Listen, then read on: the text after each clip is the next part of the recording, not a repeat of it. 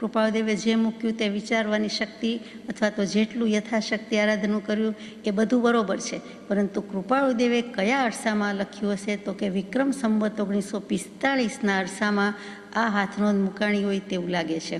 આપણે આગળ વિચારીએ કે શું કહે છે. આ 6 પદની વાત મૂકી છે. જીવને વિવેક કરવાનો છે, જીવને પોતાના સ્વરૂપનું ભાન થઈ જાય, એ જ એક લક્ષ્ય છે. કૃપાળુદેવને એ જ લક્ષ્ય આપણને કરાવો છે. આપણે પણ દુર્લક્ષમાંથી એ જ લક્ષ્યમાં પ્રયાણ કરવું છે. એના માટે ઘણી અગત્યની વાત છે. ગઈકાલની વિવેકની હતી, આજે 6 પદની શ્રદ્ધાની વાત છે. તો કેવી રીતે છે? પહેલો બોલ મૂક્યો છે કે જીવના અસ્તિત્વપણાનો તો કોઈ કાળે પણ સંશય પ્રાપ્ત નહીં થાય. આત્મા છે એનો કોઈ દિવસ હવે સંશય થવા જેવું નથી. આપણને સંશય નથી તો કૃપાળુદેવને સંશય હોય તો કૃપાળુદેવને સંશય નથી જ. પરંતુ આ જ્યારે લખ્યું છે ત્યારે એ અનુસંધાન જોતાં એમ લાગે છે કે જે અરસામાં લખ્યું છે તે અરસાનું મહત્ત્વ વધી જાય છે, કે બધો ઉહાપો કરી જોઈએ છે. બધા દર્શન શું કહે છે, આત્મા શું, આત્મા વિશેના જે કોન્સેપ્ટ છે, જે અસ્તિત્વના નિર્ધારના, અસ્તિત્વના ભાષણની વાત છે, વિતરાગ માર્ગમાં પણ શું છે, અને ઇતર દર્શન પણ કોને અસ્તિત્વને અસ્તિત્વ ભાષણ જેવો શબ્દ છે કે કેમ, સમ્યક દર્શન જેવો શબ્દ છે કે કેમ, એ બધું નાણી ચકાસી અને જાણી પ્રમાણીને પોતે જે લખ્યું છે તે છે, પોતે અનુભવ કરી લીધો છે, પછી લખાયું છે. 6 પદના પત્રની પ્રસાદી પરમ ઉપકારી પરમ પૂજ્ય પ્રભુશ્રીજીને ફાગણ વિક્રમ સંવત 1950માં આપી પત્રાંક 493 આપણે યથાશક્તિ ત્યારે વિચાર્યો. આ જે વાત છે તે વિક્રમ સંવત 1945ના અરસાની છે, એ પણ આપણને સૂચવી જાય છે. તો ફરીથી કે જીવનું એટલે આત્માનું અસ્તિત્વપણાનો તો કોઈ કાળે પણ સંશય પ્રાપ્ત નહીં થાય. એટલે કે આત્મા છે એ હકીકત છે, આપણે સ્વીકારી લીધું છે. કઈ રીતે સ્વીકારી લીધું છે? જ્ઞાની પુરુષ કહે છે અને આપણે આત્મા છીએ, પૂર્વભવ હશે અને પુનર્જન્મ થવાનો છે તો થશે. એટલે કે એ જે સાયકલ છે તે બધું છે જ એમ સ્વીકારી લીધું છે. અહીંયા તો કૃપાળુદેવ કહે છે કે અમે આત્મા થઈને કહીએ છીએ, આત્મા અનુભવીને કહીએ છીએ કે હવે 3 કાળમાં જે સંશય છે તે કોઈ દિવસ થવાનો નથી. એટલે 3 કાળમાં અમારી શ્રદ્ધામાં કોઈ પરિણામનમાં ફેર થવાનો નથી. ત્રિકાલાબાધિત સત્ય છે, સત્વ છે, એમાં કોઈ કાળે ચેન્જ થવાનો નથી, કોઈ કાળે વધવાનું નથી, કોઈ કાળે ઘટવાનું નથી. આ જ ખુમારેથી પરમ ઉપકારી પરમ પૂજ્ય પ્રભુશ્રીજીએ ઉપદેશામૃતજીમાં મૂક્યું છે કે ત્રિકાળી ભાવ થયો છે તે કોઈ કાળે મટવાનો નથી. એ જ વસ્તુ અહીંયા કહી દીધી કે અસ્તિત્વ છે. અસ એટલે અસ્તિત્વ, અસ એટલે હોવું, ભૂ એટલે થવું, હોવું બંને થાય, અને અસ એટલે હોવું. તો અસ્તિત્વ, હું છું, હું શું છું, હું આત્મા છું, એ અસ્તિત્વનો ભાવ છે. એટલા માટે કૃપાળુદેવને લખવું પડ્યું, કેમ કે પોતે અનુભવ્યું છે. પોતાને જાતિ સ્મૃતિ જ્ઞાન છે, એમાં 900 ભવનું જ્ઞાન છે. તદ ઉપરાંત એમને આ પણ ભાવ થઈ ગયો છે, અનુભવ થઈ ગયો છે, શ્રદ્ધા જ થઈ ગઈ છે. ત્યાં અનુભવ શબ્દ કેવો તો ઠીક લાગતો નથી. પોતે આત્મા થઈને બેઠા છે, પરમાત્માની વાત તો પછી છે.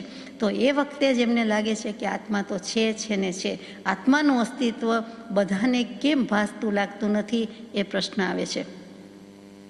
શ્રી ભગવદ્ ગીતામાં આવે કે ના સતો વિદ્યતે ભાવો, ના ભાવો વિદ્યતે સતઃ. જે વસ્તુ કોઈ કાળે નથી એ નથી જ, અને જે છે તે છે જ.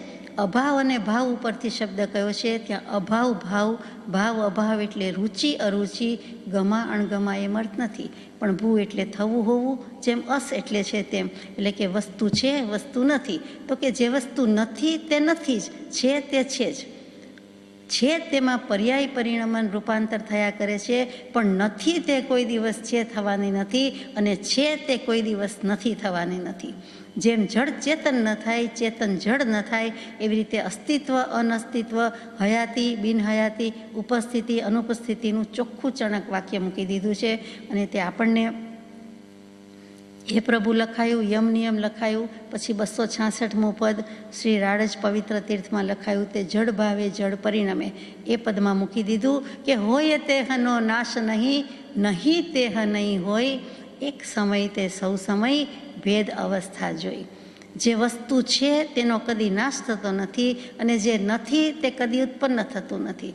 તો પછી ફેર શું છે? તો કે જે રૂપાંતર પામે છે, સ્ટેજીસ બદલાય છે, ભૂમિકા બદલાય છે, પરિણમન થયા કરે છે, અવસ્થા બદલાય છે, એ રૂપાંતર અથવા પર્યાયાંતર છે, પણ વસ્તુનું અસ્તિત્વ અનસ્તિત્વમાં કાંઈ ફેર પડતો નથી. તો આત્માનું સ્વરૂપ પણ જેમ છે તેમ છે, આત્માનું જ્ઞાન જેમ છે તેમ છે, પણ સમ્યક કેમ નથી? તો કે જ્યાં સુધી સમ્યક દર્શન નથી, અસ્તિત્વ ભાસ્યું નથી, પોતાને પોતાના આત્માના અસ્તિત્વનો અનુભવ થતો નથી, ત્યાં સુધી એમ કહી દીધું. એટલે કે અનુભવપૂર્વકનો નિશ્ચય સમ્યક દર્શન નથી, ત્યાં સુધી એની શ્રદ્ધા ખરી શ્રદ્ધા નથી. શ્રદ્ધામાં પણ મિથ્યા શ્રદ્ધા હોઈ શકે છે, અને આ સમ્યક શ્રદ્ધા છે કે પ્રથમ પોતાને શ્રદ્ધા છે તે આવું ભાન કરાવનાર સદગુરુ અથવા સતદેવ તત્વની, સદ્ધર્મ તત્વની શ્રદ્ધા છે કે કેવલી ભગવંતે જે જોયું, જાણ્યું, દેખ્યું તે ખરું એ માનવા રૂપે છે. એ ઉછીનું છે, એ બીજાનું કીધેલું છે, ભલે જ્ઞાની પુરુષનું કીધેલું, પરંતુ પોતાને જ્યારે એ શ્રદ્ધા આવે, એ સમ્યક પ્રકારે માને અને પછી પોતે ખરેખર જીભ ઉપર મૂકીને વસ્તુ ચાખી કહેવાય, અને જેમ કહે કે આમ જ છે આત્મા, એમ કૃપાળુદેવીએ અદાકારીથી લખ્યું છે કે જીવના અસ્તિત્વપણાનો તો કોઈ કાળે સંશય પ્રાપ્ત ન થાય. આ ભવની વાત નથી, હવે ત્રણેય કાળમાં, એટલે કે હવે સ્વરૂપ સિદ્ધ થઈ ગયું છે અને અમે સિદ્ધ દશામાં સિદ્ધશિલા પર હશું તો પણ અમને કોઈ સંશય પ્રાપ્ત થવાનો નથી. એ જ ભાવ આપણે કરવાનો છે કે જે વસ્તુ માની કે આત્મા છે, 6 પદમાં જો પહેલા પદનો નિર્ધાર થયો તો એ ભાવ કોઈ દિવસ મીટી ફીટી જવાનો નથી. બીજા આત્મા છે એમ બરાબર, હવે હું આત્મા છું, અને હું આત્મા છું દેખાય છે, જીવ જ વિચારી જાણી બોલી શકે છે, કંઈ જડ નથી કહેતું, તો પણ આત્માએ આત્મભાવમાં આવીને આત્માનો અનુભવ કર્યો. ઇતિ સિદ્ધમ જે કહીએ કે મેં મારું સ્વરૂપ સાબિત કર્યું, યાને કે રિયલાઇઝ કર્યું, અનુભવ્યું, વેદ્યું, જાણ્યું, માણ્યું, પ્રમાણ્યું. આ એ પ્રમાણ કેવું છે કે ચૈતન્ય શક્તિનો કેવો ગુણ છે? તો કે ચૈતન્ય શક્તિનો પ્રત્યક્ષ ગુણ એ જ સ્વભાવ, અને આ જે જાણવું તે જ મોટી વાત છે. એ જીવનો જ ગુણ છે, અને તે સ્વપર પ્રકાશક એવી પ્રત્યક્ષની જ ચૈતન્ય સત્તા. ચૈતન્ય સત્તાનો પ્રત્યક્ષ ગુણ જેને વિશે છે તેવો આત્મા હોવાનું પ્રમાણ છે. તો ચૈતન્ય સત્તાનો પ્રત્યક્ષ ગુણ એટલે બીજી કોઈ વાત નથી, સ્વભાવ. એનો સીધો સાદો અર્થ આ 3 અક્ષર, 3.5 અક્ષરમાં 3.5 પગલામાં માપી લેવાની વાત છે. વામનના પગલાં 3.5 પગલાંની વાત આવે, 3 પગલાંની વાત આવે, એ જ વસ્તુ અહીંયા છે. આ જ જીવનો શિવ કરશે. આ સ્વભાવ, નિજ સ્વભાવ, આત્મ સ્વભાવ, અહીંયા કોઈ જીવની પ્રકૃતિ જે સ્વભાવ હોય છે તેની વાત નથી કે આનો ક્રોધી સ્વભાવ, લોભી સ્વભાવ, એ સ્વભાવ નહીં. સ્વભાવ એટલે સ્વસ્ય ભવનમ, સ્વસ્ય ભુવનમ, સ્વસ્ય ભાવ ઇતિ સ્વભાવ. પોતાનું ભુવન, પોતાનો ભવન, પોતાનું ઘર, તે સ્વભાવ, અને તેની વાત કહી છે. એટલે અસ્તિત્વને ને સ્વભાવને સંબંધ છે, એટલે આપણે આ વાત લઈએ છીએ. અસ્તિત્વ એ સમ્યક્ત્વનું અંગ છે, એમ વ્યાખ્યાન સારમાં આવ્યું, કૃપાળુદેવે પ્રકાશ્યું. અસ્તિત્વ હોવાપણું એ સમ્યક્ત્વનું અંગ છે, એટલે સમ્યક દર્શનનું અંગ છે. અસ્તિત્વ ગ્રહણ થયા પછી સમ્યક દર્શન આવે છે. અસ્તિત્વ કોની વાત છે? આત્માની વાત છે, પોતાના આત્માની વાત છે. એ જો એક વખત ગ્રહણ થાય તો સમ્યક દર્શન આવે છે. એટલે પહેલું શું થયું? અસ્તિત્વ. હું છું, હું આત્મા છું, આત્મા છે, એ ગ્રહણ થાય. જો અસ્તિત્વ એક વખત પણ ભાસે, કૃપાળુદેવના શબ્દોથી લઈએ છીએ, એમની શૈલીથી સમજીએ કે એક વખત પણ અસ્તિત્વ છે એમ નહીં, અસ્તિત્વ ભાસે. અહીંયા આપણે બીજું બધું ભૂલીને, બીજા બધાની વાત ભૂલીને આપણી જ વાત છે અને આપણા માટે જ કહેવાય છે, લખાયું છે, અથવા તો અત્યારે આપણે આપણી જ વાત કરી રહ્યા છીએ, એટલો લક્ષ્ય રાખવા વિનંતી છે કે આ થોડો વખત પણ ભાસે, એક વખત પણ ભાસે પોતાનું અસ્તિત્વ, તો તે દૃષ્ટિની માફક નજરાય છે અને ત્યાંથી તે ખસી શકતો નથી. દૃષ્ટિની માફક નજરાય છે. એટલે કે કોઈક કહે છે કે નજર લાગી ગઈ, કે નજર ચોંટી ગઈ, કે નજર મળી ગઈ. અહીંયા નજર લાગી ગઈ શબ્દ વ્યવહારમાં કહેવાય છે, એ મિથ્યાત્વનો વિષય છે. કોઈને કોઈની નજર એમ લાગતી નથી, તેમ છતાં લોકો માની બેઠા છે. એ મિથ્યાત્વ છે, ખોટું છે, નકામું છે. છતાં પણ જેમ છે તો કે નજર બંધી થઈ જાય છે, નજર મિલી એમ નથી, નજર બંધી થઈએ છે, તો કે એની નજરમાં આવી ગયો, કે એની નજર લાગી ગઈ છે. એવી રીતે આત્માને પણ સ્વરૂપ છે, નિજ સ્વભાવ છે, એની સાથે નજરાઈ જાય છે, અસ્તિત્વના ભાસ સાથે નજરાઈ જાય છે, અને આત્મા ત્યાંથી ખસી શકતો નથી.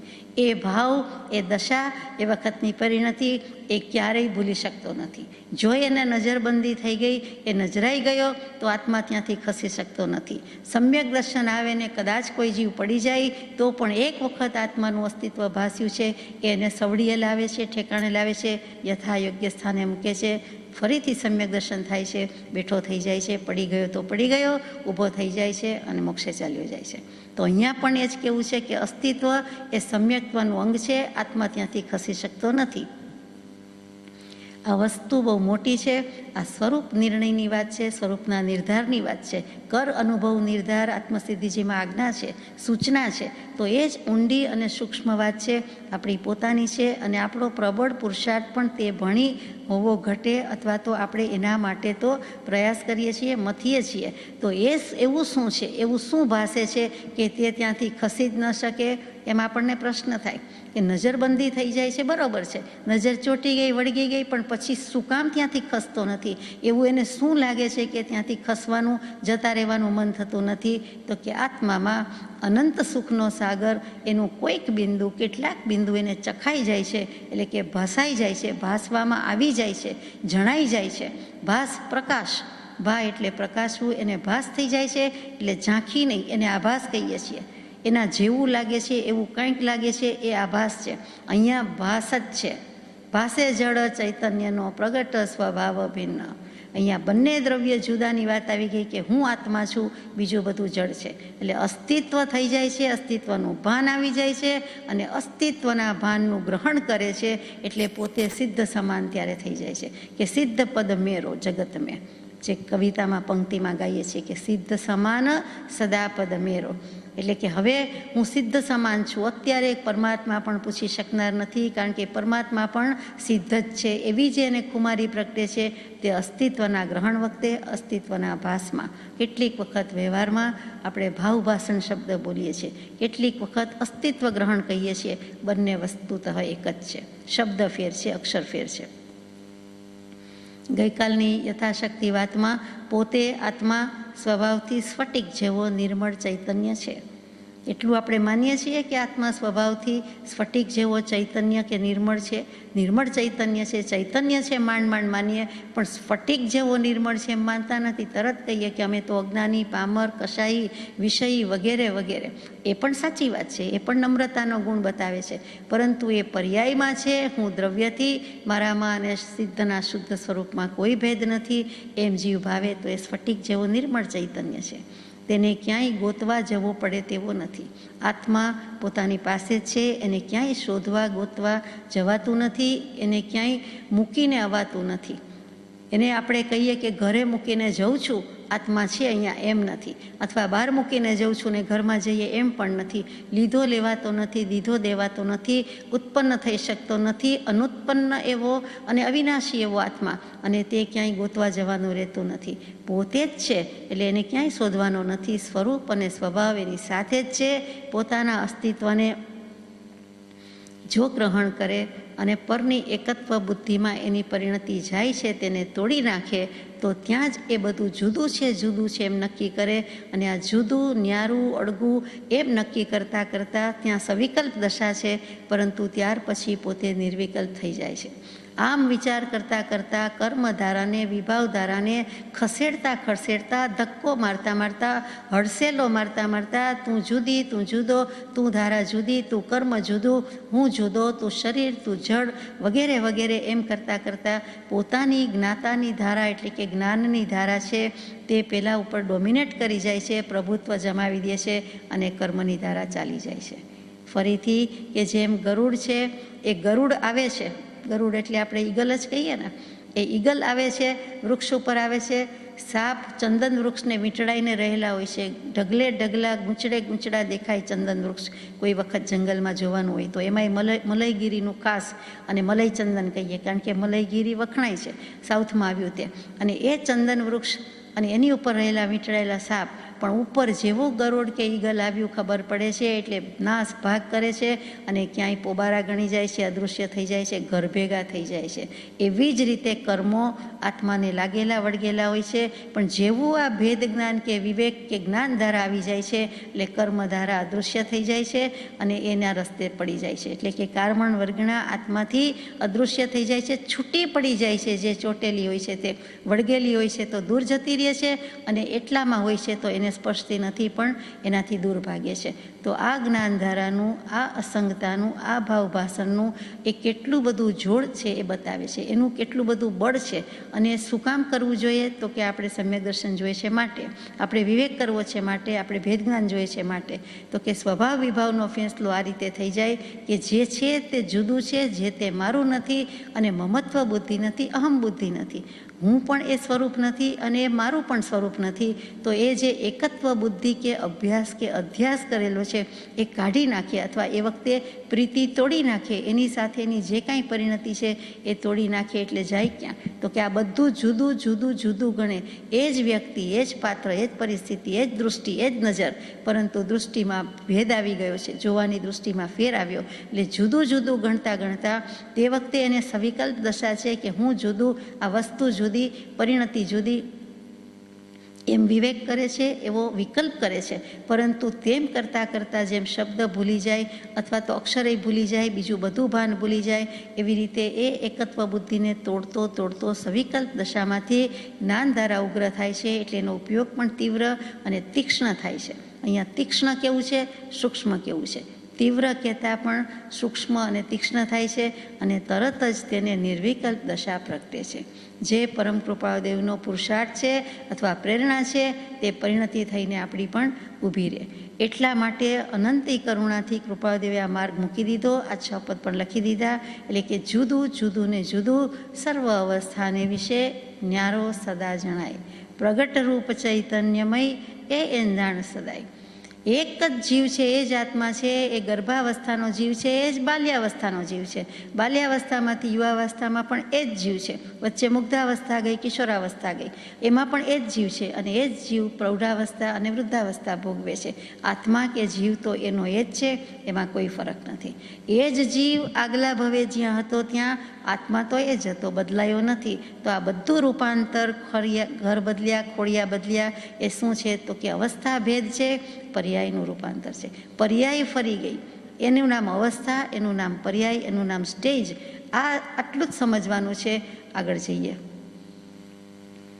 અસ્તિત્વ ભાસે છે ફરીથી તે જ વાતમાં, ત્યારે એક એવી ફેનોમેનન સ્થાન લે છે, એક એવી કંઈક ઘટના ઘટે છે કે જે ઘટનાથી સમ્યક દર્શનથી કોઈ જીવ પડે તો પણ બેઠો થઈ જાય છે. એ કઈ ઘટના છે? તો કે સ્વરૂપ વિશેના સ્વભાવના સંસ્કાર પડી જાય છે. તે ફરીથી પોતાનું સ્વરૂપ એટલે આત્મ સ્વરૂપ, એના વિશે જે સ્વભાવના સંસ્કાર પડી જાય છે. એટલે આ ઘટના ઘટે છે કે બીજા ભવે જતો રહીએ તોય વાંધો આવે નહીં, આયુષ્ય પૂરું થઈ જાય તો, અને અહીંયા ને અહીંયા હોય તોય વાંધો નથી, અને પડી જતો નથી. ને પડી જાય છે તો પણ એને એક વખત સ્વાદ ચાખ્યો છે એટલે સવડી આવી જાય છે, ઠેકાણે આવે છે. એને શિષ્ટ ભાષામાં કહીએ તો સ્વરૂપ વિશેના, નિજ સ્વરૂપની વાત છે, સ્વ સ્વરૂપની વાત છે. એના વિશેના સ્વભાવના સંસ્કાર હોવાથી એ બેઠો થઈ જાય છે. પોતાનું અસ્તિત્વ ભાસે, એનો અર્થ જે છે કે પોતાનું જે સ્વરૂપ છે તે જ્ઞાનમાં ભાષ્યમાન થાય છે. ભાસે શબ્દ છે માટે લઈએ છીએ. ભાષ્યમાન થાય છે, ભાવ ભાષણ કરવાનું છે. એ શું થાય છે? તો કે વસ્તુ આંખથી સામે પડી છે એમ દેખાય છે, એમ આત્મા પોતે પોતાની રીતે કહે છે કે હું આત્મા છું, કબૂલ છે, માન્ય છે, મંજૂર છે. ભગવાને કીધું, કેવલી પ્રરૂપિત તત્વ, કૃપાળુદેવ કીધેલું તત્વ, બોધેલું છે, દીધેલું છે, હું માન્ય કરું છું. ત્યાં સુધી હજી એ જુદી વાત છે. ત્યાં સુધી હજી ભાવ ભાષણ નથી, અસ્તિત્વનું ભાષણ નથી, અસ્તિત્વનું ગ્રહણ કર્યું નથી. એ વિચાર લેવલ છે, વિચાર લેવલે એમ કહે છે. પછી જ્યારે ભાષ્યમાન થાય છે તો કે જ્ઞાનમાં ભાષ્યમાન થાય છે, ત્યારે સ્વરૂપ પ્રત્યેની રુચિ, અત્યંત રુચિ જાગૃત થઈ જાય છે. રુચિ હતી એટલે આટલે આવ્યા, પણ અત્યંત રુચિ છે. એટલે કે નિત્ય રુચિ, પૂર્ણ સમયની રુચિ, આજીવન રુચિ, અનંતકાળ સુધીની રુચિ, જે આપણે અત્યંત શબ્દના અર્થ કરીએ છીએ તે બધા અહીં લાગુ પડે. એ રુચિ છે, એને આત્મા જ રૂચે છે, બીજું કાંઈ ગમતું નથી. આત્માની રિદ્ધિ, શુદ્ધિ, સમૃદ્ધિ સાંભળવી ગમે છે, બીજા કોઈમાં રસ નથી. તો એ એકદમ જાગૃત થઈ જાય છે, બેઠી થઈ જાય છે. અને તે જ વખતે ભાષ્યમાન થઈ જાય. તો ભાષ્યમાન થાય અને વિચારમાં આવે, એ બેમાં આટલો ફરક છે.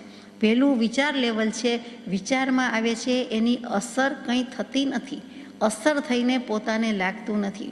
સામે ટેબ્લેટ પડી છે, કોઈને કંઈ દર્દ હોય, માંદગી હોય ને કદાચ ગોળી લેવાનું વિચારે, અને એ ટેબ્લેટ પડી છે, પણ પડી છે, જુએ છે, હાથમાં લે છે, પણ ગળેથી મોઢામાં મૂકીને ઉતારતા નથી, પેટમાં જતી નથી, ત્યાં સુધી એની અસર થાય ન થાય એ કેટલું સ્વાભાવિક છે કે એની અસર ક્યાંથી થાય, એ ગઈ જ નથી, સારી કે નરસી, સવડી કે અવળી અસર પેટમાં જ ગયું નથી, જીભ ઉપર જ મૂક્યું નથી, તો વસ્તુ જોઈને કહીએ કે બહુ સ્વાદિષ્ટ, બહુ સરસ સુગંધ, બહુ મજાની, પણ જીભ ઉપર મૂકી છે નથી મૂકી, તો ત્યાં સુધીની દશા છે એ વિચાર લેવલ થયું. અને પછી ત્યાં સુધી બોરોડ નોલેજ છે, વિચાર લેવલ છે, વિકલ્પાત્મક છે, પણ પછી જેવું સ્વાદ મૂકે છે, જીભ ઉપર સાકર મૂકે છે, ઓગળવા લાગે છે અને એમ થાય કે ઓહ, આ તો આ સાકરનો સ્વાદ અથવા આવું હતું. તો એવી રીતે જ્ઞાનમાં જ્યારે ભાષ્યમાન થઈ જાય છે આત્માનું અસ્તિત્વ, ત્યારે એ પકડી લે છે એટલે શું થાય છે કે હું માણસ નથી, હું મનુષ્ય નથી, હું માનવ નથી. તો શું છે? હું સુર નથી, નર નથી, નારક નથી, તિર્યક નથી, ચાર ગતિનો કોઈ જીવ નથી, હું બનું પ્રગટ પરમાત્મા, હું સિદ્ધ સમાન આત્મા છું. એટલે કે હું આ કોઈ ગતિ યોની પર્યાય બુદ્ધિમાં જતો નથી, સ્ત્રી પુરુષ નથી, નાનો મોટો નથી, નર નાર નથી, નપુંસક નથી, વાણિયા બ્રાહ્મણ પટેલ નથી, આ કાળો જાડો ગોરો મોટો નથી. કેવું છે? તો કે એવું કાંઈ નથી, હું એક આત્મા છું, હું દ્રવ્ય છું, હું પદાર્થ છું, આત્મા છું. એટલે તે વખતનો ભાવ જુદો છે, તે વખતે કોઈ વિકલ્પ નથી. આ પણ સમજવા માટે કહીએ છીએ. એટલે એક થિંકિંગ સ્ટેજ આવ્યું, એક ફિલિંગ સ્ટેજ આવ્યું. આપણને ફિલિંગ સ્ટેજમાં રસ છે, પણ ક્યારે? તો કે થિંકિંગ સ્ટેજ વિચારણાના લેવલે આવ્યા હોઈએ પછી વિચાર દશામાંથી આપણે તે જે ફીલ કરવાનું છે, રિયલાઇઝ કરવાનું છે, વેદન, સ્વસંવેદન, અનુભવ, આ ત્યાં લઈ જાય છે. એટલે પહેલું વિચાર અને પછી ભાષણ, પેલું વિચાર અને પછી પેલું જ્ઞાનમાં ભાસે છે. ત્યારે એમ કહેવાય કે હું સિદ્ધ સમાન આત્મા છું, હું સિદ્ધ સ્વરૂપી આત્મા છું, સચ્ચિદાનંદીને અવિનાશી શુદ્ધ સ્વરૂપ. ધૂન બોલીએ છીએ, બોલવાનું નથી, ગાવાનું નથી, ભાવવાનું છે. હવે જમી લેવાનું છે, તે વાત આવીને ઊભી રહી. એટલે પોતાના વિશેનો આખો નિશ્ચય બદલાઈ જાય છે. કર, અનુભવ, નિર્ધાર, તે એક અસ્તિત્વ અંગમાં એક પહેલા પદમાંથી જ 6 પદનો વિસ્તાર છે. પહેલું પદ પ્રાપ્ત થઈ જાય તો બહુમાં બહુ બીજું પદ, પહેલું અને બીજું સાથે જાય છે, પરંતુ તેની સાથે બીજા 6 પદ તો એનો વિસ્તાર છે, એનો નિર્ધાર થઈ ગયો. પોતાનું માપી લીધું, જાણી લીધું, પછી બીજાનું શું કામ? પોતાને જાણી લેતા બાકીનું રહ્યું તે બધું પર છે. પોતે એક છે અને બીજું બધું બીજું છે. એટલો જ વિવેક કરવા માટે આ બધી વાત છે. આવી અત્યંત રુચિના કાળમાં, સમયમાં સ્વભાવના સંસ્કાર પડી જાય છે. તે સ્વભાવના સંસ્કાર બીજે ભવે જાગી ઉઠે છે. માનો કે આ રુચિ કેળવતા કરતાં પ્રગટું સમ્યક દર્શન હોય ને કોઈ દેહ ત્યાગ થઈ ગયો તો શું? તો કે કાંઈ વાંધો નથી, કીધેલું કરેલું ક્યારેય એળે જતું નથી. લેખે જ છે, ઘી ઢળ્યું છે તે ખીચડીમાં જ છે, આ ભવે નહીં તો આવતા ભવે. નેક્સ્ટ જ્યાં જન્મ થઈ જાય છે, સૌરાષ્ટ્રમાં બોલાતી ભાષા કે પાછા થયા, એટલે કે આત્માનું અસ્તિત્વ તો છે જ, આ ભવે હતું જ, અને પાછો દેહત્યાગ થયો એટલે કે ગુજરી ગયા અથવા તો અવસાન થયું કે મરણ પામ્યા એમ કહેવાની બદલે કે પાછા થયા. એટલે કે પાછા બીજે તો થયા જ, જન્મ તો લઈ જ લીધો છે, આત્મા તો છે જ. તે વખતે જે સ્વભાવના સંસ્કાર પડ્યા છે તે સંસ્કાર એના ભેગા છે. વિના પ્રયાસે કે સ્વલ્પ, બહુ જ ઓછા પ્રયાસે, જરીક વારમાં કે વિધિન નો ટાઈમ, જરાક વારમાં જ એ બેઠો થઈ જાય છે, જાગી જાય છે. કોઈ પણ સદભાવ ન હોય, કોઈ પણ નિમિત્તનો સદભાવ ન હોય, એટલે કે કોઈ સદગુરુ, સતદેવ, સદ્ધર્મ કાંઈ નિમિત્ત ન હોય, કોઈ વાદળા અથવા વાદળાના રંગ પલટા એવું નિમિત્ત ન હોય, તો કેવી રીતે જાગી જાય છે? તો કે આપમેળે જાગી જાય છે. શું કામ? પૂર્વભવના સ્વભાવના સંસ્કાર પડેલા છે, એ બળ મળેલું છે એટલે તરત જ બેઠો થઈ જાય, જાગી જાય. જાગેલો જ હતો, જરાક વાર માટે આ સ્ટેજ આવ્યું હતું અને તરત જ જાગી જાય એટલે સમ્યક દર્શન થઈ જાય છે. સમ્યક દર્શન રૂપી પ્રભાત થઈ જાય છે. જે અભ્યાસ થવો ઘટે અતિ અભ્યાસે ક્યાંય, જે સંસ્કાર થવો ઘટે અતિ અભ્યાસે ક્યાંય, વિના પરિશ્રમ તે થયો ભવશંકાશી ત્યાંય.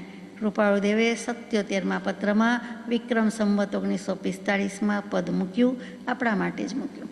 એમને તો નિર્ધાર થઈ ગયો કે વસ્તુ આમ જ છે, જાતિસ્મરણ જ્ઞાન પણ છે અને આમ જ વસ્તુ છે. દાર્શનિક શૈલીથી પણ વસ્તુ આમ જ છે એમને કેવું છે. માટે લખાયું કે જીવના અસ્તિત્વપણાનો તો કોઈ કાળે સંશય પ્રાપ્ત નહીં થાય. આપણને પણ કહે છે કે બીજા બધા દર્શન આત્મા છે માને છે, તો કે આસ્તિક્ય દર્શન, આસ્થાવાળા દર્શન પણ જુદી રીતે માને છે. આત્માને જેમ છે તેમ માનતા નથી, આત્માનું સ્વરૂપ જેમ છે તેમ માનતું નથી. આટલો ફરક છે. બૌદ્ધ દર્શન કે કેટલાક દર્શન આત્માને ક્ષણિકવાદમાં માને, આત્મા શૂન્ય માને, એ તો સમજ્યા. અથવા ચાર્વાક દર્શન આત્મા જેવી વાત પૂર્વજન્મ પુનર્જન્મ ન માને, એ સમજ્યા. પરંતુ બીજા દર્શન જે આસ્તિક દર્શન કહેવાય, કે જે ધર્મ છે, કર્મ છે, પુણ્ય છે, પાપ છે, મોક્ષ છે વગેરે માને છે, એ દર્શનને પણ દાખલો બેસાડવા કે બોધપાઠ આપવા કૃપાળુદેવે ધીમેકથી કહી દીધું છે કે આત્મા છે, પ્રથમ પદ આત્મા છે. એટલે એમ કરીને આત્માનું અસ્તિત્વ સાબિત કર્યું છે. એ જ પદમાં આગળ કહે છે કે કરી કલ્પના દૃઢ કરે, નાના નાસ્તિ વિચાર, પણ અસ્તિ તે સૂચવે એ જ ખરો નિર્ધાર. નાના પ્રકારે બધું નથી નથી નથી કરો છો, પરંતુ આખરે તો એમાં જ આ વસ્તુ નથી અથવા હોતી નથી, હતી નહીં, થશે નહીં, એમાં જ આવી ગયું કે અસ્તિત્વ. કે વસ્તુને કેમ એમ કહેવું પડે છે? તો કે વસ્તુ છે, આત્મા છે, એ જ ખરો નિર્ધાર. નથી નથીમાંથી, નેતિ નેતિમાંથી પણ કહેવું પડે છે, છેલ્લે આવી જવાય છે તે આત્મા છે. એટલે અહીંયા નિસર્ગથી કુદરતી રીતે જે સમ્યક દર્શન થાય છે તેની પણ વાત આવી ગઈ. એક વાત સમજવા જેવી છે, યાદ આવી જાય કે આપણને વિચારણીય પણ છે કે સ્વભાવનું આ બળ ન હોય અથવા તો અસ્તિત્વનું ભાવભાષણ ન હોય, સમ્યક દર્શન ન હોય, તો પછી તિર્યંચ ગતિમાં જીવો સમ્યક દર્શન પામે ક્યાંથી? આજે અઢી દ્વીપની બહાર આવેલો સ્વયંભૂ રમણ સમુદ્ર, એમાં અસંખ્ય જળચર સૃષ્ટિ છે. એમાંથી અસંખ્ય જીવોને ગણ્યા ગાંઠિયા નહીં, સંખ્યામાં નથી. આગમોક્ત વાણી છે. એ અસંખ્ય જીવો તિર્યંચ ગતિના જળચર કહેવાય, પણ સમ્યક દર્શન ધરાવે છે, સમ્યક દૃષ્ટિનું જળ પીવે છે, આત્માનું પાણી પીવે છે. એને વિવેક થઈ ગયો છે એટલું જ નહીં, પણ કેટલાક તિર્યંચને તો શ્રાવક કહેવા પડે એમ છે, કેમ કે દેશવીરતી ધર્મ પણ ગ્રહણ કરેલો છે. ત્યાં કયા સદગુરુ પધાર્યા, ત્યાં કયું નિમિત્ત હાજર થયું? કોઈ જ નથી. કોઈ વૈરાગ્ય થાય એવું નિમિત્ત નથી, કોઈ સદગુરુ પધાર્યા નથી. પણ કુદરતી રીતે પૂર્વજન્મમાં, પૂર્વ ભવોમાં જે આરાધન કર્યું છે, જે આરાધન કરતાં કરતાં આયુષ્ય પૂરું થયું, આયુષ્યનો બંધ પડી ગયો હોય તો તિર્યંચ ગતિમાં જવું પડ્યું. પરંતુ ટેસ્ટથી સમ્યક દર્શન સાથે ચારો ચરે છે કે અસંખ્ય જીવો છે, અઢી દ્વીપની બહાર છે. સ્વયંભૂ રમણ સમુદ્રની વાત છે, પણ હકીકત છે. અને તે જીવોને આપણા વંદન છે કે અહો, આવામાં પણ નિમિત્તના સદભાવ વિના કેવી રીતે સમ્યક દર્શન સાધ્યું? તો કે પૂર્વે કરેલી સાધના, આ સ્વભાવના પડેલા સંસ્કાર અને પરિણામમાં ભાવભાષણ, આ અસ્તિત્વનું ગ્રહણ અને પરિણામે થયું તે ભાવભાષણ. અને અસ્તિત્વનું ગ્રહણ ન થાય તો સમ્યક દર્શન ન થાય. અસ્તિત્વનું ગ્રહણ પહેલું છે, પછી પરિણામમાં ભાવભાષણ અથવા તો સમ્યક દર્શન છે. આ પણ એક વિચારવા જેવી વાત છે. પહેલું ને બીજું, એમાં કારણ અને કાર્ય કહીએ તો પહેલું અસ્તિત્વનું ગ્રહણ છે. એટલા માટે કૃપાળુદેવે પણ શબ્દ યોજ્યો છે કે જીવના અસ્તિત્વપણાનો તો કોઈ કાળે પણ સંશય પ્રાપ્ત નહીં થાય. આગળ જઈએ. બીજો બોલ છે, જીવના નિત્યપણાનો, ત્રિકાળ હોવાપણાનો કોઈ કાળે પણ સંશય પ્રાપ્ત નહીં થાય. એટલે આત્મા છે, આત્મા નિત્ય છે, એમ આવ્યું. આ મોટી વાત છે. અહિતમાં હિત માની બેઠો, હિતતણું નહીં ભાન, શાશ્વત નિજ સત્તાના જાણું, અનિત્યનું અભિમાન. અહોહો દેવ જિનેન્દ્ર મહાન, જય દેવ જિનેન્દ્ર મહાન. અહોહો રાજચંદ્ર ભગવાન, તમારું શરણું છે બળવાન. જીવ નિત્ય છે તો આપણે સ્વીકારી લીધું આત્મા નિત્ય છે, પણ કેવી રીતે? તો કે નિત્ય અને અનિત્ય બે ધર્મ છે. વસ્તુ અનંત ધર્માત્મક છે. અહીંયા ધર્મ એટલે રિલિજિયન નહીં, અહીંયા ધર્મ એટલે કેરેક્ટર્સ, પ્રોપર્ટીઝ વગેરે વગેરે, લક્ષણ કહીએ છીએ તે. તો કે અમુક અપેક્ષાએ નિત્ય પણ છે, અમુક અપેક્ષાએ અનિત્ય પણ છે. નિત્યતા પણ ધર્મ છે, સ્વભાવ છે. અનિત્યતા છે એ પણ સ્વભાવ છે. તો નિત્યતા એ દ્રવ્યનો સ્વભાવ કયો, અનિત્યતા એ પર્યાયનો ધર્મ કીધો. એટલે કે નિત્ય અનિત્યમાં અહીંયા દ્રવ્ય, આત્મા દ્રવ્ય નિત્ય છે, પર્યાયે પલટાઈએ કહી દેવું છે કે આત્મા નામનો પદાર્થ છે, સબસ્ટન્સ છે, એને ત્રિકાળી ગુણ છે, ત્રિકાળી શક્તિ છે, અને તે તેની સદાકાળ રહેનારી કાયમી આજીવન પ્રોપર્ટીઝ છે, એટલે લક્ષણો છે. જેને આપણે સંપત્તિ કહીએ. આપણને પ્રોપર્ટી એટલે માલ મિલકત શબ્દ યાદ આવે, પ્રોપર્ટી એટલે સંપત્તિ યાદ આવે. બરોબર છે. તો સંપત્તિ કહેતા શું છે? તો કે સંપદ એ કાયમ રહેવાની છે અને એને ગમે તેટલું વાપરશું તો પણ એ ખૂટવાની નથી, એમ આપણે અર્થ કરીએ છીએ કે સંપત્તિ કહેવાય. એટલે પોતાની મૂડી મિલકત છે, એમાં કાંઈ ફેર પડવાનો નથી, ઇન્ટેક્ટ રહેવાનું છે, અકબંધ રહેવાનું છે. જુઓ, લૌકિક સંપત્તિ, દૈવી સંપત્તિ, અદૈવી સંપત્તિ, આ લોકની સંપત્તિમાં તો વધઘટ મિનિટે થાય છે. ભાવની ચડ ઉતર થયા જ કરે ને જીવને એમ થાય કે આટલું કમાયા આટલું ગુમાવ્યું, આટલા ભાવ છે, અત્યારે મારી પાસે આટલું છે, બીજી મિનિટે કે બીજી કલાકે આટલું થઈ જાય, એટલા ભાવની ચડ ઉતર હોય. અહીંયા જે વાત છે એ સંપત્તિ કઈ છે સમજી જવાનું છે કે અકબંધરીય છે. જ્યારે પ્રોપર્ટી કહીએ છીએ ત્યારે સ્થાવર મિલકતની વાત મુકાય છે, અને સ્થાવર મિલકત હોય એટલે એમ થાય કે એમ કાંઈ રાતોરાત એમાં વધઘટ થઈ જતી નથી. ભાવ બદલાય, પણ આપણે જ્યાં સુધી વેચીએ નહીં અથવા તો કોઈને રીતે કાંઈક બદલી કરીએ, ખરીદ વેચાણ કરીએ, ત્યાં સુધી એમાં કાંઈ ફેર પડતો નથી. એમાં કંઈ નવું કન્સ્ટ્રક્શન કરીએ ત્યારે ફેર પડે છે, બાકી નહીં. એમ આપણે માન્યું છે. આ પ્રોપર્ટીની લૌકિક વ્યાખ્યા છે. આ પ્રોપર્ટીમાં શું છે કે કેવલ જ્ઞાન થયા પછી કે સમ્યક દર્શન થયા પછી, સ્પેશિયલી કેવલ જ્ઞાન જે છેવટની પરિપૂર્ણ પ્રોપર્ટી છે, તે પછી ગમે તેટલી વપરાય તો પણ સર્વજ્ઞ શક્તિમાં વધ ઘટ થવાની નથી. વધવાનું તો છે જ નહીં, પૂર્ણ છે, અનંત છે, અને શક્તિ છે એ પણ પૂર્ણ છે, એટલે કદી ઘટી જવાનું નથી. ટૂંકમાં કહેવું છે એમ કે નો ડેપ્રિશિએશન, એમાં ડેપ્રિશિએટ કાંઈ થતું નથી. આ શક્તિ એવી છે. આ નિત્યપણાનો ભાવ કેવો છે એટલે કહેવાય છે કે પદાર્થ, દ્રવ્ય, ગુણ પર્યાયાત્મક એનું બંધારણ છે, એનું કોન્સ્ટિટ્યુશન જ એવું છે. પરંતુ દ્રવ્ય, ગુણ નિત્ય છે. દ્રવ્ય અને ગુણ બંને નિત્ય છે, પર્યાય છે તે અનિત્ય છે. લોકો એટલે આપણે આત્મા છે એમ તો સ્વીકારીએ છીએ, પણ વાંધો ક્યાં છે તો કે હું પર્યાય જેવો છું અને પર્યાય જેટલો છું અને પર્યાય જેવડો છું. એટલે કે ઊંચા નીચા, વાણિયા બ્રાહ્મણ, જ્ઞાતિના ભેદ, નાના મોટાના ભેદ અથવા સારા ખરાબના ભેદ, એવા ભેદ દૃષ્ટિ છે, તેનું નામ પર્યાય દૃષ્ટિ છે, જે ન કામની છે. અને એ પર્યાય જેવો અનુભવું છું, પર્યાય જેટલો અનુભવું છું, તેટલો અને તેવો જ માત્ર સ્વીકાર કરીએ છીએ. ફરીથી કહું છું, તેટલો તેવો જ માત્ર સ્વીકાર છે. એટલે અનિત્ય છે, જે પર્યાય મિનિટે સમયે પરિણમે છે, બદલાય છે, છતાં એનો જ ભાવ ગ્રહણ કરેલો છે, એના અસ્તિત્વને ગ્રહણ કરે છે, એ અનિત્ય વાત છે. અનિત્ય છે, એવર ચેન્જિંગ છે, એને ગ્રહણ કરે છે. અને ત્રિકાળી વસ્તુ જે છે, ઉત્પાદ વ્યયને ગ્રહણ કરે છે. ધ્રુવતા છે, જે સ્થિર છે, જે નિત્ય છે, એને ગ્રહણ કરતી નથી. એટલે આપણે લોકોની ભૂલ આટલી જ છે કે ઉત્પાદ વ્યય સ્વીકારે છે અને ધ્રુવતા સ્વીકારતા નથી.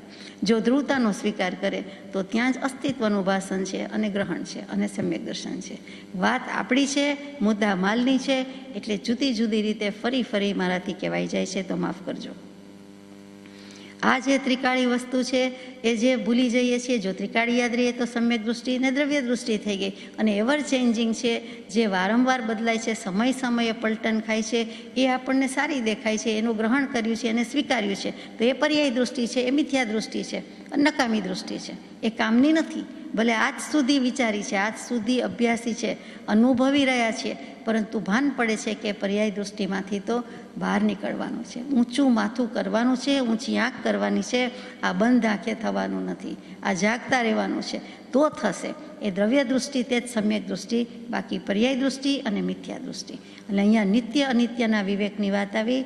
નિયમસાર જેવું નિયમસાર શ્રી કુંદ ભગવંતે રચેલું, સમયસારજી, પ્રવચનસારજી, એવું જ નિયમસારજી. બહુ જ મજાનું. અને એની એક ગાથા જેમાં ચારે ભાવને, સમસ્ત પર્યાયને ઉડાડી છે, ફગાવી છે. તે કે ક્ષાપશમિક ભાવ હોય, ક્ષાયિક ભાવ હોય, ઔપશમિક ભાવ હોય કે ઔદયિક ભાવ હોય, ભાવની સાથે સમ્યક દર્શન. તો કે એ જે બધા ભાવ છે, એ બધી પર્યાય છે, તેને પોતાની ગણવામાં આવતી નથી. આજ સુધી પોતાની ગણી હોય તો ભૂલ થઈ છે. પોતાનું ગણીએ, ક્ષાયિક ભાવને પોતાનો ગણવાનો નથી. તો ક્ષાપશમિક ભાવ, ઔપશમિક ભાવ, સમ્યક દર્શન, એને ક્યાં ગણવાનું આવ્યું? તો કે ક્ષાયિક ભાવને પણ ઉડાડ્યો. શું કામ? તો કે ગમે તેમ તોય તે પર્યાય છે, એ આત્માની પોતાની નથી. આત્મા પોતે દ્રવ્ય છે, દ્રવ્ય સ્વતંત્ર, ગુણ સ્વતંત્ર, પર્યાય સ્વતંત્ર છે, તો એ પોતાની નથી. પોતાનું શું? તો કે આત્મા એક જ. તો આત્માનું શું? પોતાનું નિત્ય, શુદ્ધ, સહજ આત્મ સ્વરૂપ, એ જ એક ઉપાદેય તત્વ છે, બીજું નથી. જે છે તે સહજાત્મ સ્વરૂપ જ છે, શુદ્ધાત્મ સ્વરૂપ જ છે. એ જ ઉપાદેય એટલે આદરવા યોગ્ય છે, ગ્રહણ કરવા યોગ્ય છે. એને ગ્રહણ કરવું એટલે અસ્તિત્વનું ગ્રહણ કરવું. અસ્તિત્વને ગ્રહણ કરવું એટલે પોતે પોતાનો સ્વીકાર કરવો. સ્વ ઈ ક, પોતે પોતાના પ્રત્યે ગતિ કરે, પોતાનામાં ગતિ કરે, પોતાના માટે કરે, એનું નામ પ્રગતિ. અને તે જ પ્રગતિ એટલે મોક્ષ, છેવટની પ્રગતિ, પરિપૂર્ણ. પહેલું સમ્યક દર્શન, છેલ્લે કેવલ જ્ઞાન. કેટલી સુંદર વાત, ચોખ્ખી ચણક મૂકી. એટલે કે પર્યાયને, ભાવને, દૃષ્ટિને, પર્યાય દૃષ્ટિને ઉડાડી છે, ફગાવી છે નિયમસાર શાસ્ત્રમાં પણ. બીજે બધે જુદી જુદી રીતે આવતું હોય, પણ અહીંયા ક્ષાયિક ભાવને ઉડાડ્યો છે. એટલે આપણને વિચાર કરતાં કરી મૂકીએ કે અહો, એ પણ પોતાનું નથી, એ પણ પલટાઈ ગઈ, એ પણ પર્યાય છે. પોતાનું એક શું, તારું શું, તારો એક આત્મા બેઠતો હોય તે બીજું જોવે. આ પ્રભુશ્રીજીની કુમારી કે શું બીજું છે, બીજું કરવાનું શું છે, બીજું જોવાનું શું છે. બીજો હોય તે જોવે, બીજું કાંઈ છે જ નહીં, અને છે તો જોવાનું નથી. એટલે કે એકમાં રહેવાનું છે, એક જોવાનું છે, તે શુદ્ધ સહજાત્મ સ્વરૂપ. કૃપાળુદેવે એમનો મંત્ર આપ્યો નથી, સહજાત્મ સ્વરૂપી થઈને સહજાત્મ સ્વરૂપ પરમ ગુરુ એમ મંત્ર આપ્યો. વ્યવહારથી કોઈ નિમિત્તની ઉપેક્ષા નથી, સ્વીકાર છે. સતદેવ, સદગુરુ, સદ્ધર્મ બધા જ શુભ ઉત્કૃષ્ટ નિમિત્ત છે, પરંતુ એ નિમિત્ત જ છે એમ રાખવાનું છે. પોતે ઉપાદાન છે, અને અનન્ય શરણના આપનાર એવા પરમ કૃપાળુદેવને અત્યંત ભક્તિથી નમસ્કાર કરીએ છીએ, એ ભૂલવા જેવું નથી. તો અહીંયા આપણને અસ્તિત્વ અને ત્યાર પછી આત્માનું નિત્યત્વ એનો લક્ષ્ય કરાવે છે. એ બીજું પદ છે. ત્રીજા પદમાં જઈએ છીએ કે જીવના ચૈતન્યપણાનો, ત્રિકાળ હોવાપણાનો કોઈ કાળે પણ સંશય પ્રાપ્ત નહીં થાય. હવે આ ચૈતન્યપણું શું? તો કે ચૈતન્ય સત્તાનો પ્રત્યક્ષ ગુણ એટલે સ્વભાવ, એમ વાત આવી ગઈ. અહીંયા ચૈતન્યપણું કયું છે એ શું છે? તો કે 438માં પત્રમાં કહ્યું કે સમતા, રમતા, ઉરધતા, જ્ઞાયકતા, સુખભાગ, વેદકતા, ચૈતન્યતા એ સબ જીવ વિલાસ. છેલ્લે મૂકી દીધું છે, છેક છેલ્લે મૂક્યું છે. છેલ્લું લક્ષણ, 10મું લક્ષણ, the last but not the least. મુખ્યમાં મુખ્ય, મોટામાં મોટું કે ખાસમાં ખાસ લક્ષણ એમાં મૂક્યું કૃપાળુદેવે કે અનંત અનંત કોટી દીપક, તેજસ્વી તારા, મણિ, સૂર્ય, ચંદ્ર આદિની કાંતિ જેના પ્રકાશ વિના પ્રગટવા સમર્થ નથી. આત્માનો પ્રકાશ ન હોય, એનો જોનારો ન હોય, આપણે આત્મા ન હોઈએ, એની આંખ ન હોઈએ, અથવા આત્મા જ ન હોઈએ, તો એનો પ્રકાશ શું છે? આ બધી વસ્તુ છે, પણ એને પ્રકાશનારો કોણ? તો કે આત્મા. એટલે કે જેના પ્રકાશ વિના પ્રગટવા સમર્થ નથી, અર્થાત તે સર્વ પોતે પોતાને જાણવા યોગ્ય નથી, પોતે પોતાને જણાવવા યોગ્ય નથી. ચંદ્ર, સૂર્ય, તારા કાંઈ કહી શકતા નથી, કેવા આવતા નથી. પોતે જે છે તે છે. એવી રીતે હીરા, મણિ, રત્ન, ટ્યુબલાઇટ વગેરે પોતાના પ્રકાશથી દીપે છે, શોભે છે, પ્રકાશિત છે, પણ કેવા આવતા નથી, વિચારી શકતા નથી. એનામાં અજ્ઞાન છે, કારણ કે જડ છે, જડ ભાવે પરિણમે છે. પ્રકાશ છે તો પ્રકાશ છે, અંધકાર છે તો અંધકાર છે. તો અહીંયા પોતે કાંઈ જ્ઞાનપણું જાણતા નથી, જણાવી શકતા નથી. પોતાની પાસે પ્રકાશ જ નથી, પોતે ચેતન જ નથી, તો પ્રકાશ ક્યાંથી હોય? તો કે જેના પ્રકાશ વિના જાણવા પ્રગટવા સમર્થ નથી. એટલે આત્માનો પ્રકાશ મુખ્ય થયો. પોતે જાણી શકતા નથી, પોતે જણાવી શકતા નથી. અને અહીંયા ચૈતન્યતાનું લક્ષણ શું છે? તો કે સ્પષ્ટ, પ્રકાશમાન, અચળ એવું નિરાબાધ પ્રકાશ્યમાન ચૈતન્ય તે જીવનું જીવ પ્રત્યે ઉપયોગ વાળતા પ્રગટ દેખાય છે. આ ચૈતન્યતાનું લક્ષણ કે આપણે ચૈતન્ય, આપણે જીવરાજભાઈ, રાજચંદ્ર પ્રભુએ કીધેલા જીવરાજભાઈ છીએ. આપણે પણ રાજ લગાડીએ છીએ. આત્મા આત્મા આત્મા બોલવું એના કરતાં આપણે આપણી જાતને જીવરાજ કહીએ. તો કે જીવરાજ છે તો એને શોભિત કરવાનું છે, રાજવાનું છે, બિરાજવાનું છે, વિરાજિત થવાનું છે. કેવી રીતે? તો કે પોતાનો જ પ્રકાશ મુખ્ય છે, અને પોતાનો જ ઉપયોગ, પોતાના જ ઉપયોગ પ્રત્યે વાળે તો પોતાની ચૈતન્યતા સ્પષ્ટ દેખાય છે. પોતે પોતાને અનુભવે છે, પોતે પોતાને જાણે છે. તે જ વસ્તુ અહીંયા કેવી છે? તે ચૈતન્યપણું છે. ચૈતન્ય શબ્દમાં ચિત્ત ઉપરથી ચૈતન્ય, જ્ઞાન અને દર્શન ગુણ છે, અને એ જ ગુણનો પર્યાય એટલે જ્ઞાન દર્શન ઉપયોગ છે. ચૈતન્ય શબ્દ કહેતા જ્ઞાન દર્શન ઉપયોગ આવે જ આવે. આ જૈન પરિભાષાથી જુઓ. બીજી રીતે કહે ચેતયિતા, જે જ્વલિત છે, પ્રજ્વલિત છે, જે પ્રકાશિત છે, તે આત્મા. તો તે જીવનો જીવ પ્રત્યે ઉપયોગ વાળતા પ્રગટ દેખાય છે આ ચૈતન્યપણું. તો જીવના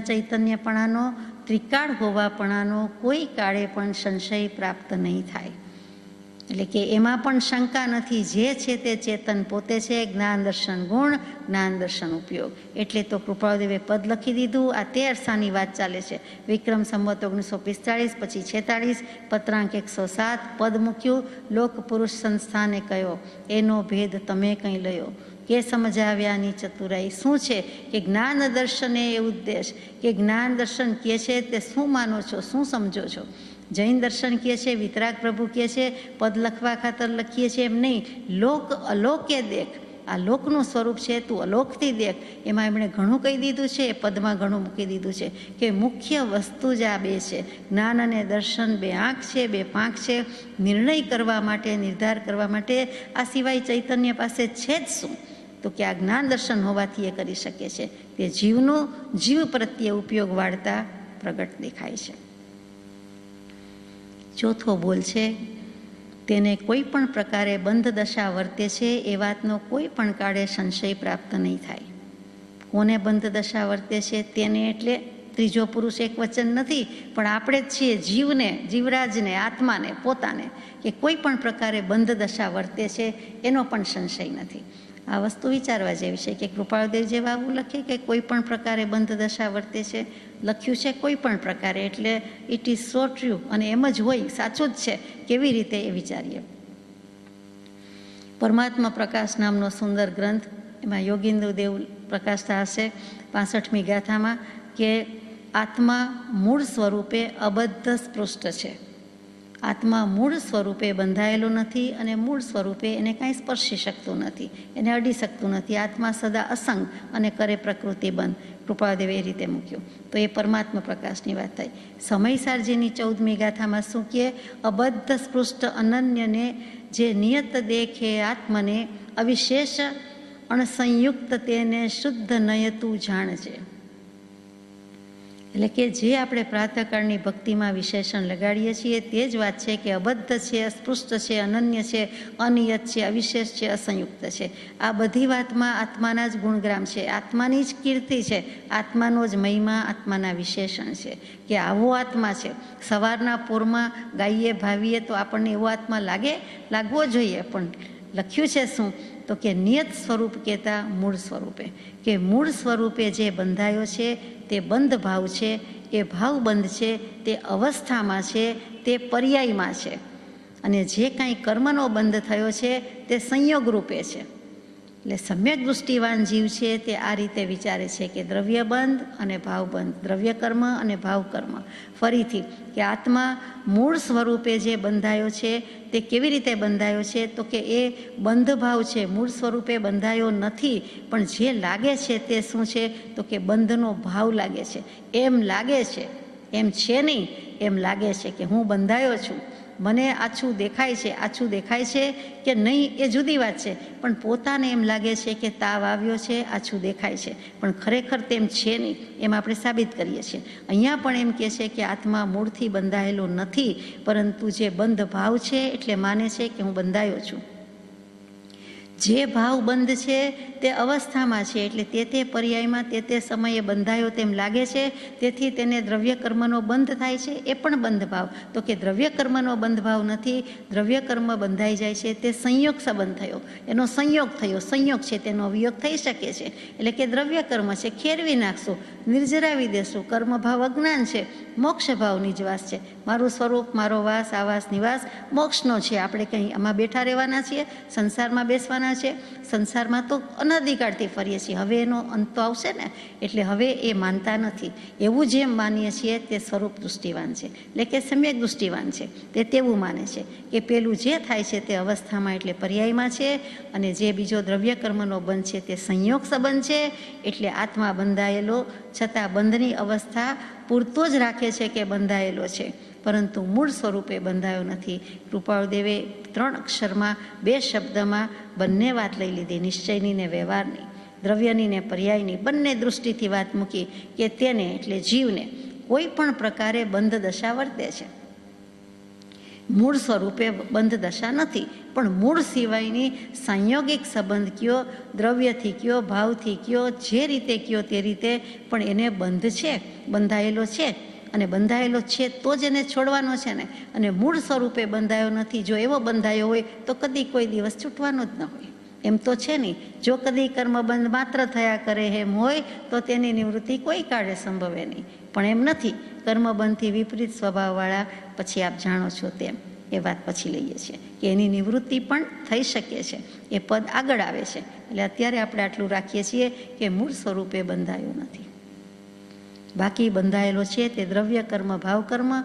તો કે ભાવ કર્મ છે તે અવસ્થામાં પર્યાયમાં કહ્યું, એટલે કેવા ભાવ થાય છે એટલે થાય છે, અને દ્રવ્ય કર્મ બંધાઈ જાય છે તેનો સંયોગ સંબંધ છે. આટલી જ સ્પષ્ટતા. આટલું કરવા માટે સમય સારજીમાં કુંદ ભગવંતે આખો ત્રીજો કર્તા કર્મ અધિકાર લખ્યો અને કેટલી બધી ગાથા મૂકી. અને અહીંયા કૃપાળુદેવે અડધા વચનમાં ફેંસલો કરી દીધો. આ વિચક્ષણ પુરુષોની દૃષ્ટિ કે ટૂંકમાં સંક્ષિપ્તમાં કહેવાનું, શાસ્ત્રોના શાસ્ત્રો સમુદ્ર, અને એક ટીપામાં પણ ખારાશ કે પાણીનો સ્વાદ આપણને આવે છે કે નહીં. આખી દાળ કાંઈ 10 લીટર 2 લીટર થોડી પી જઈએ છીએ. એક ટીપું ચાખતા ખબર પડી જાય છે કેવું છે. એમ જ આમાં કહી દીધું છે. આ વિચક્ષણતા છે, આ મહાપુરુષોની મહાકૃપા છે. આગળ જઈએ. 5મું કે તે બંધની નિવૃત્તિ કોઈ પણ પ્રકારે નિસંશય ઘટે છે. એ વાતનો કોઈ કાળે પણ સંશય પ્રાપ્ત નહીં થાય. જો બંધાયેલો છે કે નહીં મૂળ સ્વરૂપે નથી, પણ જે સ્વરૂપે માનો તે, કે વિભાવ પર્યાયમાં અધ્યાસ થઈ તો વૈભાવિક દશાને, વૈભાવિક ગુણને, વૈભાવિક સ્થિતિ પણ આવીને, ગમે તેવો પણ આવ્યો તો ખરો ને, બંધાયેલા તો છો જ ને. તો બંધની નિવૃત્તિ, બંધ છે એમ તો પાકું થઈ ગયું. તો જે રીતે બંધાયો તે રીતે, ભલે ને અમૂળ સ્વરૂપે, મૂળ સિવાયના સ્વરૂપે બંધાયો છે, તો કોઈ પણ પ્રકારે તેનો નિરાકરણ પણ છે, નિવેડો પણ છે, મોક્ષ પણ છે. કેવી રીતે છે? જે કારણ બંધના દેહ બંધનો પંથ, તે કારણ છે દકદશા મોક્ષ પંથ ભવંત. જે કારણોથી બંધાયો છે તે કારણો, તે બંધના કારણોનો છેદ ઉડાડી દઈએ. એટલે કે જે દશાથી આ દશા અવરાઈ કે અવદશા થઈ, એ જ દશાને ખરેખર ઉચ્ચ દશા કરવા માટે શું કરવાનું? તો એના જે કારણ હતા, હેતુ હતા, નિમિત્ત હતા, એનો છેદ ઉડાડી દો. એટલે કે જે રીતે બંધાયો છે એ જ રીતે ઊંધું કરી નાખો. મિથ્યાત્વથી બંધાયો, અવિરતેથી બંધાયો, પ્રમાદથી બંધાયો, કશાયથી બંધાયો, યોગથી બંધાયો, શુભ યોગથી બંધાયો, તો પછી મિથ્યાત્વનું પ્રતિપક્ષી સમ્યક દર્શન લાવો. વિરતિ, અવિરતિ છે, કરો. અવિરતિથી બંધાયો તો વિરતિ લાવો. કશાય છે તો કશાય રહિતતા લાવો. કશાય નિષ્કશાય થઈ જાઓ સકશાયમાંથી.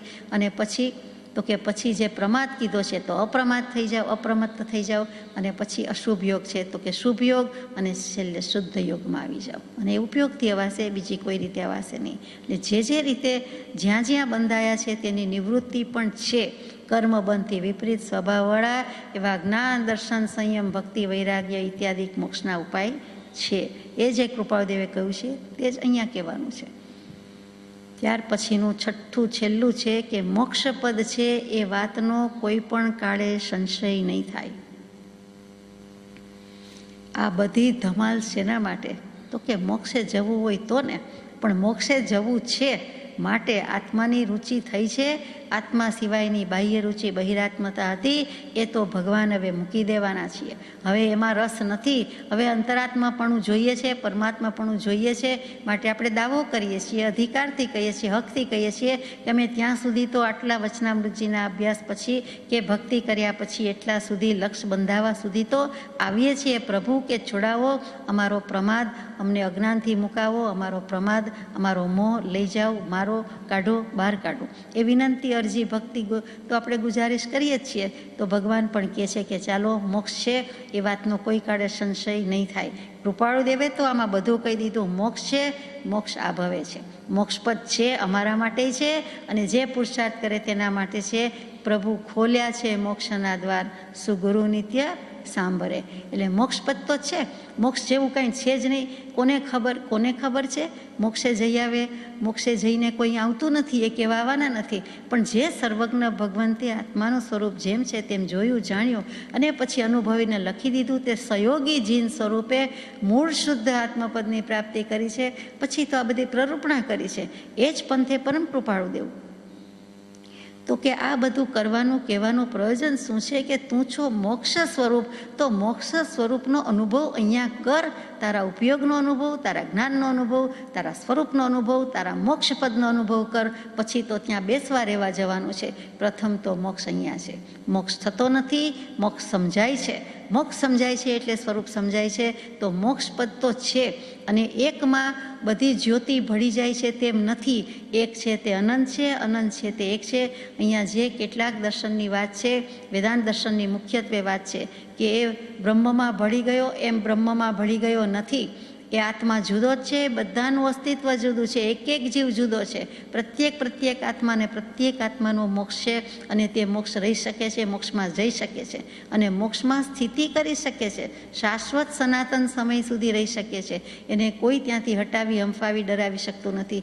શું કામ? તો કે મોક્ષ સ્વરૂપ થયો. એને હવે કાયા, કર્મ, કશાય, ક્લેશ કોઈ સાથે કશી નિસ્બત નથી. ત્યારે તો એ મોક્ષે ગયો કહેવાય છે. તો હવે એને કોણ કરાવી શકે? એ ત્યાં છે જ, એકમાં ભળી જતો નથી. પોતાની ઓન આઈડેન્ટિટી, પોતાનો પાસપોર્ટ પોતાની પાસે જ છે. પોતાનું અસ્તિત્વ જ્યાંથી પત્ર શરૂ થયો ત્યાં પૂરો થાય છે. જ્યાંથી આ વાત શરૂ થઈ હાથનોંધની, ત્યાં હાથનોંધ પૂરી થાય છે.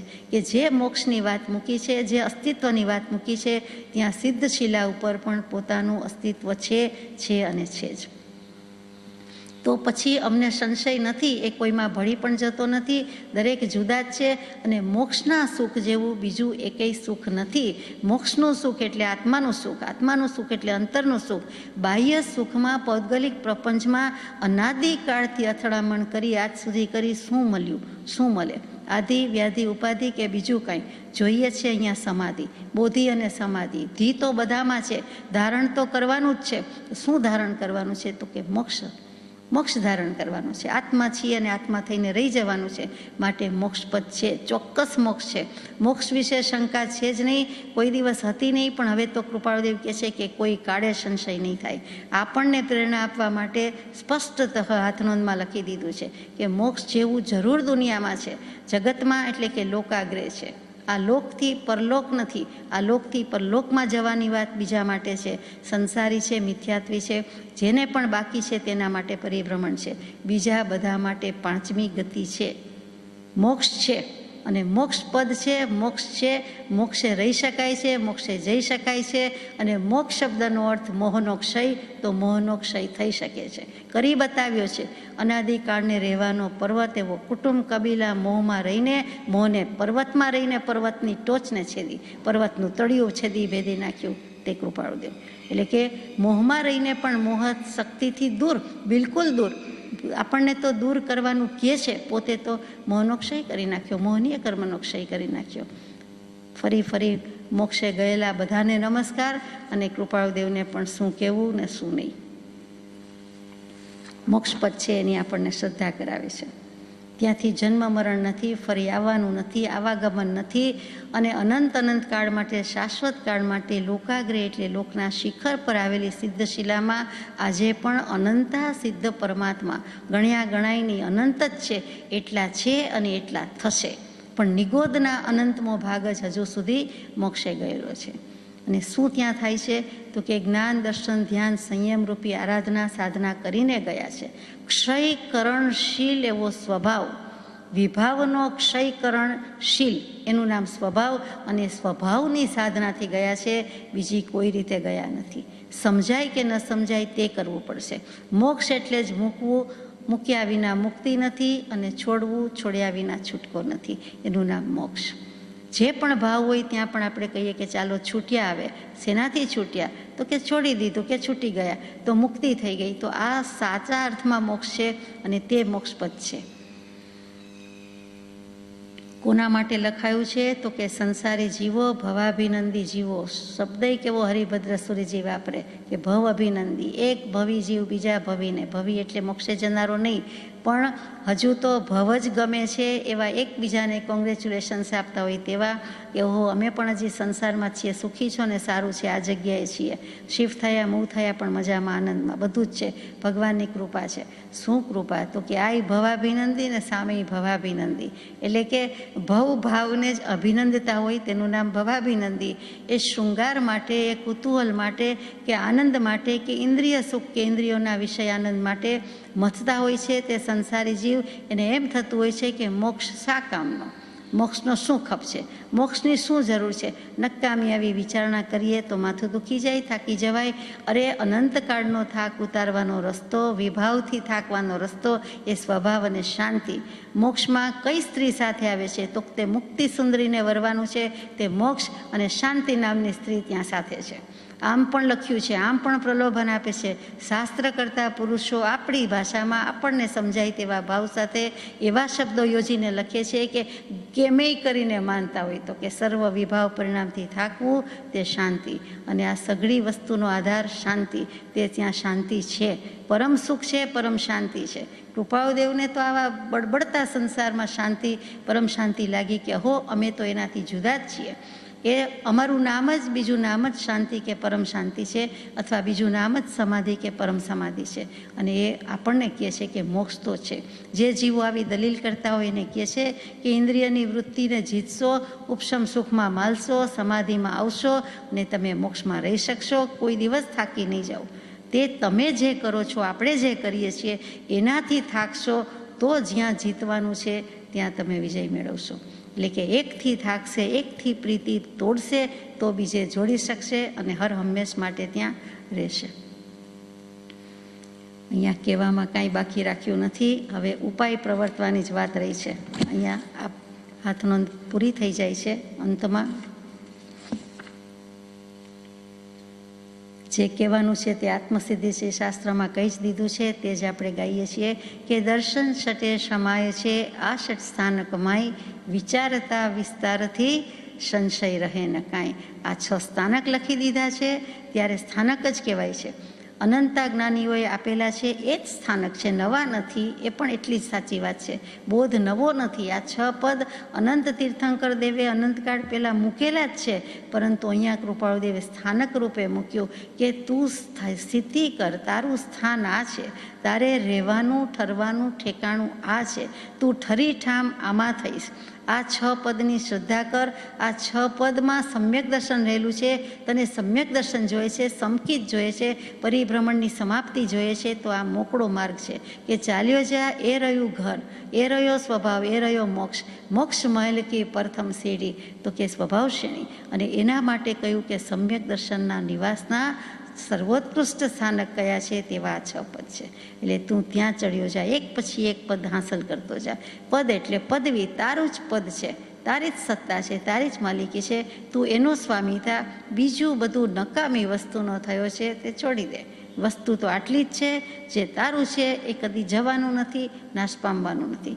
તો એનો જ સવાર થા, એને જ શય્યામાન, એનો જ માલિક થા. એ જ શુદ્ધ ચેતનાનો સ્વામી. અને તે જ આપણે ગાઈએ છીએ, શુદ્ધ ચૈતન્ય સહજાત્મ સ્વરૂપ સ્વામી કહીએ છીએ તે. અંતમાં આ દોષ હું મારું અનાદિ સ્વપ્ન સમતે ટાળજો, તે ટાળવા 6 પદ ભાખ્યા, શુદ્ધ મન વળવાળજો. રે માત્ર પોતાનું સ્વરૂપ તે સ્વપ્ન ભાવથી ભિન્ન છે, જીવ એ પરિણામે પરિણમતા પરમ સમ્યક વલે. જીવ એ પરિણામે પરિણમતા પરમ સમ્યક વલે. તે ટાળવા 6 પદ ભાખ્યા, સુગ્ન જન મન વાળજો. સજાત્મ સ્વરૂપ પરમ ગુરુ.